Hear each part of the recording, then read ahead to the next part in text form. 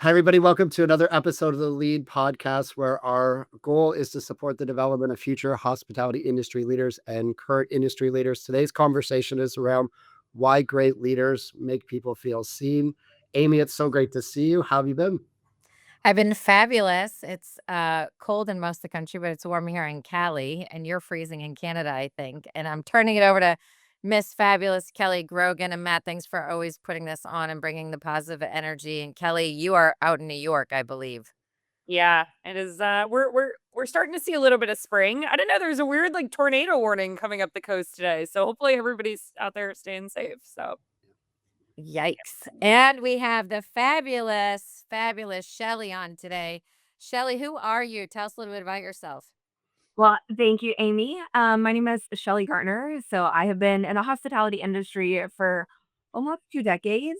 I currently work at Ecolab as an area field build vice president and get to lead a lovely team of about 150 people. And yeah, a little bit. I live in Dallas, so it's cold here too.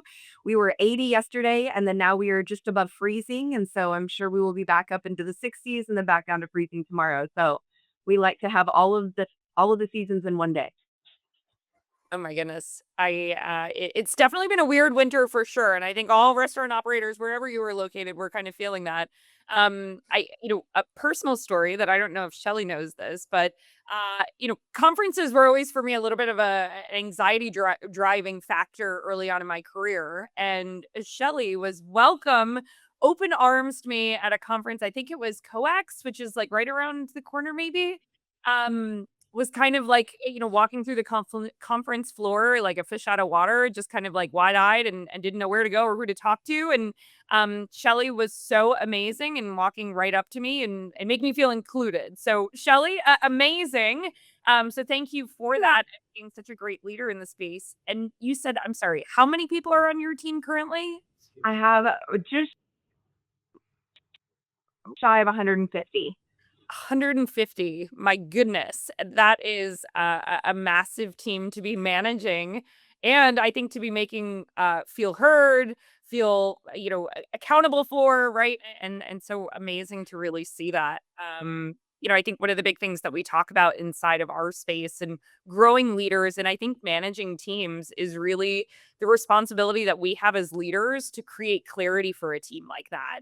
And I think with 150 people on your team, that requires a lot of work on your end for not only the team, but in managing your day to day. When you think about a team that big, think about like talk to us a little bit about your communication skills with them and defining goals so that they feel like they can be managing and they're a part of it. How do you help them succeed? Yeah, that's a great question, and it is a whole lot of work, and it is an evolution on a daily basis. Biggest thing is when I first came in with this team, I clearly defined what boundaries were.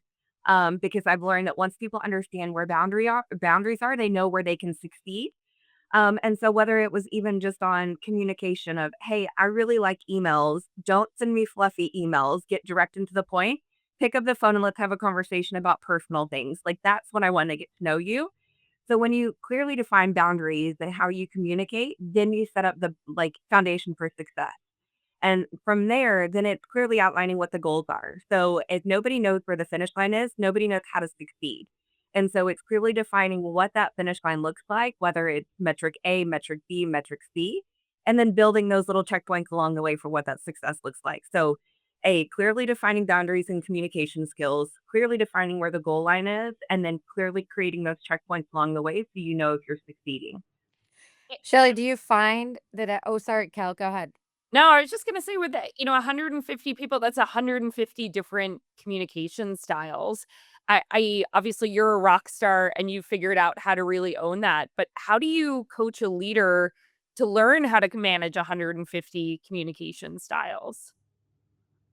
One of the things that I do when I first come in to take in any new team is we do the DISC assessment. Mm. So it's a personality assessment, but it really just kind of clearly defines the type of communicator you are, the type of learner you are, like how you like to be led, and then how you like to receive. And so once we clearly define what those objectives are, it's eye-opening because then you can see, hey, this is why I succeed in this situation, or this is why I feel a little anxiety in this situation.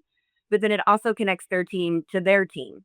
And so then they're like, hey, I know how I like to be communicated with. Don't hit me up at 8 o'clock in the morning and tell me your life story. That doesn't work for me.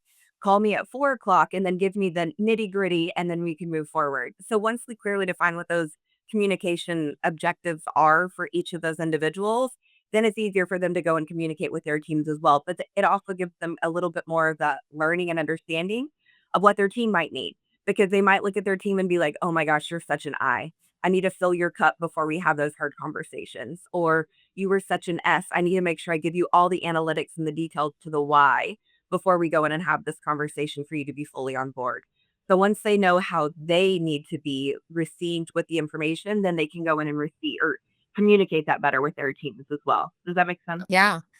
I'm curious on the disc and then how you use it to develop your team as well. Not all folks that are listening to the podcast have access to disc, but if you are listening and you do want access, it's online and it's pretty easy to do. You do have to pay for it, but ask your manager, ask your leadership if they're interested. There are a lot of companies that do it.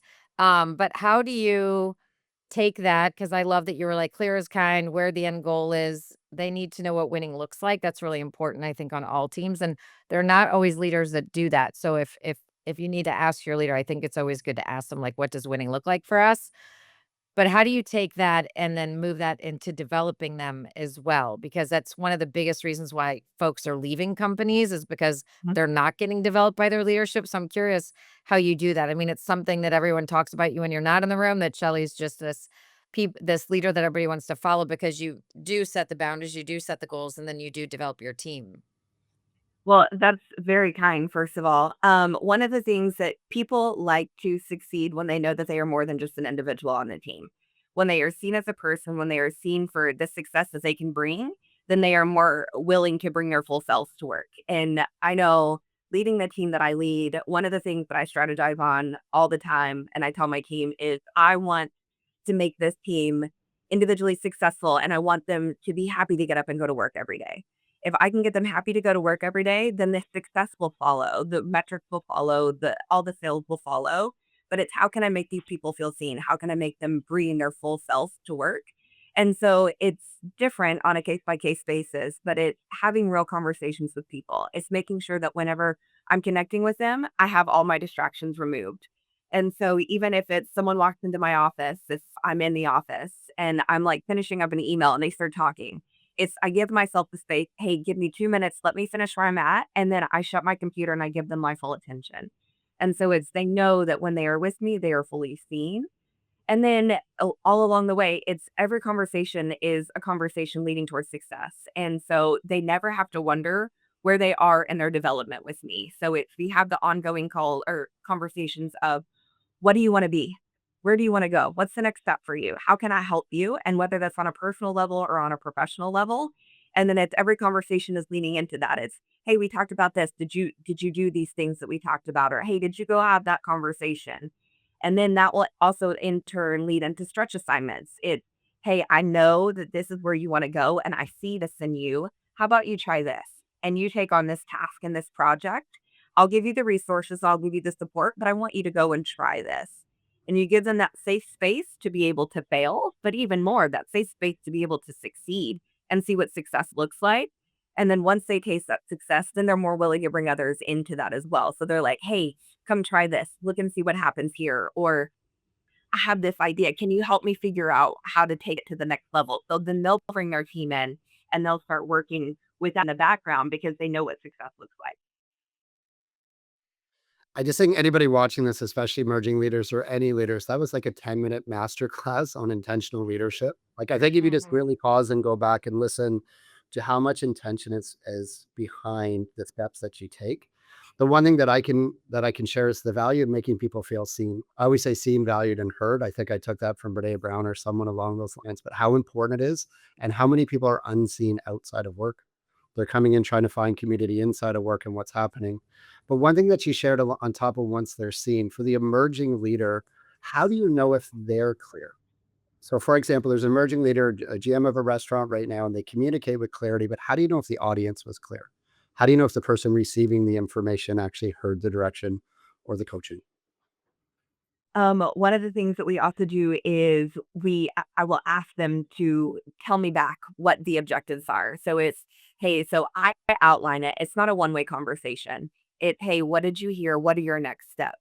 And so where I may have this whole idea of what I expect the plan to be, my ideas don't matter if they don't understand it. And so it's, hey, tell me what you heard, and then tell me what your plan is. And then I might ask them leading questions or change the conversation to lead in a specific direction. But they may come up with ideas that I've never even heard of or not even have thought of that will drive our success, because the way that I do things may be completely different than the way that this person leans into success. And if I don't tap into their authenticity and their strengths, then I'm missing out as a leader on what could potentially be great. And so it's those check-ins that, hey, so we know here's our outcome. Tell me how you want to get there, but tell me what you hear. So what does success look like for you? And so it's, hey, let's define it. And then we just have those ever evolving conversations to truly make sure that we have that understanding across the board. Did I answer your question? 100%. So it seems simple, right, for senior leaders, but what my biggest mistake when I was maturing as a leader was I was yelling and Have communicating. you matured? So I don't know yet. A little, I hope. Thanks, David. But it was all forced, and I thought I was clear. And when I got feedback when people left the company or slowed down or I had a chance to pause, I think what you showed there is brilliant. I just think it's often missed Agree. for leaders that are emerging. I think it's so important, just the way that you're speaking about it in um, focusing in on the success side of things, but personally defined success. And I think something that we see quite a bit is it's always about, okay, that next career jump, right? That next title, that next pay group, that next, company that you start working for. But I think that success truly is something that is individualized, and getting to know your team and getting them to really recognize that. I think that that's important. When you're thinking about helping somebody define their own success, how do you lead them to that water of like what makes them tick? I may take it a step back and then come back to answer. So, when I first became a leader, I had everybody telling me how I needed to lead. I was an athlete growing up. I was a captain on my team. So, I always thought I knew what leadership was, and I kind of owned it. And then I started leading a team, and I was like, wait a minute, like, I don't know what place I fit into here. And I had a manager that was like, you need to yell. Like, if they're not doing it, you need to get in their faces and you need to. And I was like, what What happened? job That's was this? yucky. I Like, just I out of tried it and I was curiosity. like, "What What job, Shelly? What job was what was this? it?" This in the restaurant space? It was a previous role Oh, here. okay. Just It was my not first throwing everybody leadership under the role. bus, but I'm curious. Okay, carry on. It was my first direct leadership role. Well, and not that it matters, but I am in a very male-dominated organization, and so I was a female leading an all-male team, and even very much so now, but all of my leaders had been male up until this point too. And so it was like, "Hey, come in, fire and brimstone in their faces." And I was like, okay, so I tried it and it was not authentic at all. It didn't feel right. The message didn't come off. They were like looking at me like, "You're crazy, lady." And so I started leading into that empathy a little bit more. And I am very direct. And so you will never know, there's no gray zone with exactly where you stand. But I do so in a manner that is authentic to who I am. And so when I lead that authenticity, I like to have fun. I like to compete, but I also like want to make sure that there are clear goals. And so with that, I have learned how to evolve that leadership style, and I've brought others along with me. And so success for the individual looks like leaning into your full authentic self. So, however that is, and whoever you are, you have strengths that are going to be completely different than the person next to you. And if you can fully lean into those strengths, and I know, Amy, you talk about strength finders all the time. If you can lean into those strengths and grow those strengths, 2 points, I get way more lift out of those 2 points than I do at your bottom strength if you lift at 10%. So if I can make you better for who you already are, then I'm winning. And so if I can lean into those as successes, even outside of the metrics of the business, then we're doing a lot of really good things. I know at the end of the day, like, you gotta have your numbers, you gotta meet your metrics, you gotta do those things. But if we can create behavior chains and we change and we can create positivity that starts to influx and create that ripple effect on the team where everybody enjoys coming to work, everybody enjoys fighting next to the person that they're with every day, then man, you are gonna see success tenfold just because everybody feels like they are an individual on the team. They feel like the work that they do matters, and they feel like they get to be true to who they are. I love that. I'm gonna ask something just because I don't think a lot of people listening, I don't think we talk about it enough as leaders. We do the success thing and how do we develop it? What happens when, although Kelly and I've talked about it, what happens when you have the wrong person on the bus? You have to manage them out of the business, have to have that tough conversation. I don't think we've actually talked about a lot of even on this podcast, but it is part of the when you've got that person that doesn't bring their A game every day and their work then unloads onto others, which happens a lot in organizations, but being a leader that sees that, recognizes it and actions on it. How do you do that? Because I think I can tell you do because you have surrounded yourself with great people, right? And leadership, but we also have to make those hard calls at times. And so how do you identify that and actually if someone's listening in and they've got somebody like this on their team or they need to go to their manager because they have somebody like this or their director, their VP, what are your thoughts around that? And that is it performance? Is it they don't fit as a personnel, like all of the things? And it could be a couple different things. So it is hard. I know the first time I had to performance manage somebody out, I had so many sleepless nights because I was like, I am going to hurt this person's livelihood. I care about this person as an individual, but their performance on the team did not set the rest of the team up for success. And so, as a leader, you have to look at the collective whole. I had a manager who told me that people don't, when you finally get to that point, that people are not they fired themselves before you fired them. And so if you're talking about performance management, I didn't set that person up for failure. Their individual daily success or lack thereof set them up to lead the organization. A lot of it, if you are a leader of people, it's those daily conversations. It should never be a surprise when you get to that point. That person should already know, hey, I'm on a performance plan. I know that I've had these conversations. None of it should come out of the shop because you're having those ongoing conversations. But a lot of it too is talking to the team. So hey, how does this feel? And maybe their personality, it's not a performance thing. Maybe it's a personality fit and it doesn't fit on this team. Can I give them a role where maybe they're not in front of customers and I can give them a role that's more back of house that fits into their personality a little bit more because they're successful, they're smart, but it's just not the right fit. And so it's having those identifying conversations, maybe with teams, direct report, peers to say, hey, we love this person. We can't keep them here. But if it is someone that is not performing well, it's give them a performance plan to say, hey, here's 3 things that I need you to do over the next 4 weeks to make sure that you are ready for whatever is coming next. And if you don't hit these, then here's what the consequences are going to be. It's still clear and concise communication. This is up to you to decide whether or not you want to succeed. And if not, here's what's going to happen. And then if those things don't happen, then you move forward with the consequences. If you don't stick true to your word on whether or not it's with success or with consequences, you'll lose your team. And so if you allow the bad apple to continue to be bad, and then you don't hold the bad apple to success, then you don't have success on your team. Your team will never see you as a leader. Your team will never trust you. And so it's holding true to your word, and then having those clear communication and the clear conversations of what needs to happen moving forward. Did that fully answer? Yeah, I think I heard like even when someone's successful, they have clear goals, and even when they're not successful, you give them clear goals, right? It's that again, clarity is kind and making sure everybody knows where the rocks are, and you're making them feel seen, whether they're underperforming and you need to move them off the bus, or they're performing and they're going to excel. So, Kelly, what are your thoughts, Mama? I just think it's so, from a leadership standpoint, it is about having them be authentic, like you were saying earlier. And being authentic in that role, you may have not felt like a leader when you were being told to, be angry and raise your voice and right. And that didn't feel good. And that didn't make you want to stay in that position. And so I think when you're looking at managing teams, it's similar, right? If somebody is not succeeding and they're not happy and they're not bought into the work, it's both sides of it, right? They're not happy doing it and they're never going to get happy sort of continuing to do something that isn't authentic to who they want to be.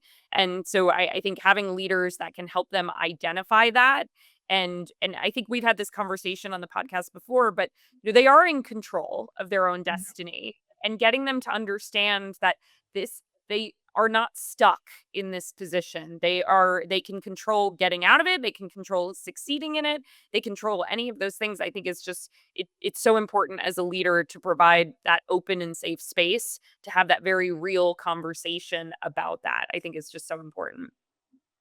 Yeah. And this is something I went through. You mentioned something about lose your team that really stuck with me. So we're talking about the individual that might need coaching, correction, or might need to leave. But I just had an opportunity last week coaching a large group, and they kept talking about an individual. But the question I asked is, what are the optics to the rest of the team that see that performance? So they see how they're behaving, they see how they're showing up, and that finally shifted them because we're giving so much attention to a person. But how do we not lose the team because they see the behavior as well? I think it's just tying that up and making sure we look at the optics of all of the behavior. But as we talk about course correction and feedback, one thing you mentioned coming into our recording today is talking about stretch assignments. So can you tell us a little bit about that and how, first we've course corrected, we've got our team right, but how do we stretch and grow our people? Absolutely. I think we've all had those people in our careers that have seen something in us that we didn't know that we were capable of. I can tell you that's the reason I'm still at Ecolab. I had looked to leave after 2 years, and my manager was like, "Absolutely not." He was like, "Say, give me 1 more year. We got this. I've got you." And here I am 15 years later, and I couldn't imagine myself anywhere else. So it's seeing and identifying those things within your individuals, within the individuals on your team, and then understanding what that can be for them. Because there will be some individuals who are timid and who are scared of their success and scared of what they're capable of, and don't have that belief in themselves. But you see it and you know that it's there, and so it can start with little tasks of, "Hey, can you make this one small adjustment?" Or, "Hey, can you lead this one part of the meeting today? Can you stand up in front of the room? Or can you lead this small team in whatever the subjective is?" And then you start to build in some of that confidence. But the biggest piece, again, and it goes back to communication, it's sharing that success with them of, "Hey, how did that feel? How was that? You did great today. You did like the team like lit up whenever you shared your story." And so it's giving them that confidence in their success of what they're capable of. And then it can turn into bigger assignments of, "Hey, how about you go lead this bigger team?" Or, "I have this project and you have 3 people that you can take with you. Can you go and do this for me?" And then it's those regular check-ins of guiding the success. And then that bigger reflection of, "Hey, this went really well. We have some opportunities here, but overall it was wonderful. And I saw you step into this. I saw you take on leadership. I saw you do more." Um, and it can even be pushing them outside of their comfort zone a little bit, even in not even just projects or assignments, but in conversations with others, or if they have feedback and giving them the voice to share their feedback, leaning in a little bit more to a managerial standpoint of, "Hey, what did you see on this ship that went really well? Or what did you see that had opportunities and how would you address it?" So if you give them the voice to be heard and then you go and act in their voice and then you say, "Okay, next time it's going to be you that gets to go do this because we saw the success." Stretch assignments can be so small but lead to greater success because it's all building in the confidence of what that individual is capable of. I think it's so important just on you're so clear in the way you speak, Shelly, about just sort of the way that you coach teams and the way that you provide that clarity to your teams. And so I can only imagine how much that translates to the leaders on your team and the messaging that they're sharing with their team members. I think the clarity around it provides such an area for growth and clear understanding. So it's amazing to hear. Well, thank you. And I know it's one of those too. So I have a level of leaders and then I have some non-direct reports, which is the majority of my team. And I know for me, a lot of it is being clear and thoughtful with my communication. So I don't send 14 emails to the entire team every day. I send one a week. And I'm very clear with what my key objectives are. And then I allow my leaders to go and lead on the bigger objective. So they know where they're supposed to be going. And then as a team, we're moving in the same direction, but it's kind of like a Christmas tree and I'm at the top. And so my communication is small and then the communication gets much bigger. But we're all working towards that same star, same objectives. Because you want your voice to be thoughtful. You want the team to have clear understanding, but they also need to understand that they're their district manager is the one who controls a lot of the narrative too, and you allow them the opportunity to just shine in their own right, in their own ways. I know we're coming to a close, but I have a quick question before Matt and Kelly close us up. You've been there 15 years. You came in at a different level. I always advise people when they say my leader, my boss, or Kelly or Matt didn't develop me, I blame it on them. But how do you actually own your development? I tell people in our organization, you own it. We're around to support, and you can reach out anytime. We'll set up a calendar, but you actually have to take care of it yourself as if it's your baby, it's your career. Do you have any thoughts around that for those listening that want to get to your level at the VP level where you're leading large groups? And how do you, is it a feedback thing, taking and giving feedback? Is it being a learner and you're constantly adding things to your bucket that you wouldn't have normally had learned, but you're pushing yourself? Is it taking courses? I mean, what are your thoughts on owning your own development? And because 15 years in the same company is not normal these days. It's pretty extraordinary. So what are your thoughts around that? Well, and I'll even add another element of that. I'm 15 years and I've had 17 bosses. So I have success Oh, that even gave me despite the chills. leadership or lack of leadership. And it's because Wow. very much like you said, Amy, I've owned my development in every role and I have had mentors and supporters along the way. So I did not get here on my own volition by any stretch of the imagination. But I found those people within the organization that I could lean on to help guide me through all of the weeds and the webs.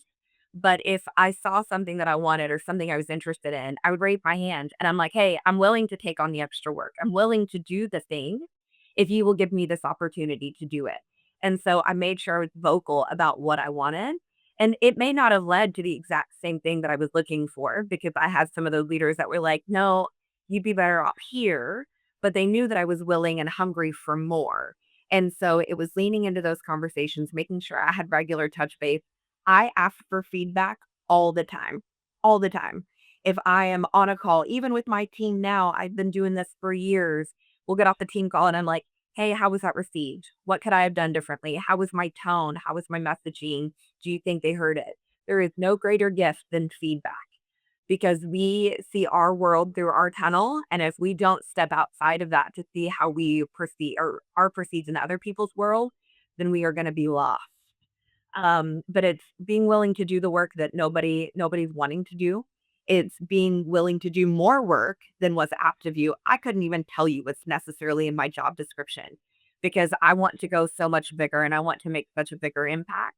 And so I will take on more responsibilities to make sure that I'm leading myself up for whatever that next step is and making a greater impact within the organization.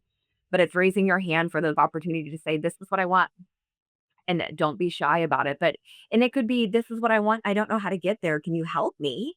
But if you show me that you want more, I will absolutely lean in. And one of the things we talk about all the time is there's never been a leader at Ecolab that if you've asked for time on their calendar that they said no. It may be, "Hey, I don't have it today. How about we look at 2 weeks?" But nobody has ever said no to the opportunity to help people grow in their organization. And so it's taking that step outside of your comfort zone to say, "Hey, I need help here. This is what I want. Can I do more?" If you are truly great at what you do and you want to be more, the organization wants you to succeed because we are better when we put the best people in the right places. And if that's you, then that's what we want. So how can we develop you into be the best version of yourself so that we can be better as an organization? That's what we do. Before I pass to Kelly, I have two quick questions. I have a whole list of questions I want to ask you outside the podcast. I've got a radio if you see me. But just because there's so much clarity, is there a leadership book that you would recommend? And before you share that, I want to share that this to me seems cultural at Ecolab. When I started my company 20 years ago, I got to go on this big trip with the top 100 operators in Canada. And I watched all the beer reps and liquor reps. They had their influence and their big budgets, but the Ecolab rep had the biggest influence on the group. And he pulled me aside and he said, if you just listen to feedback, I can help you. And that his name was Steve, and he changed my life. And we picked up like 50 new clients, all based on his recommendation. But he told me to ask for help, and I did, and he helped, and he really changed my career. So Ecolabs had a huge impact on me. But when it comes to your leadership structure, what's the number one book that you would recommend an emerging leader read? That is great. I will say I probably the 1 minute manager is what helps start to shape and structure. And I know that's one that everybody hears, but it kind of created clarity for me because I felt like I was a little more spastic in my approach, and it kind of helped me put it into buckets and control my conversation and my narrative. So that was a great one to start. I will also say, and I'm going to forget her name, and I'm going to have to look. I know I have it.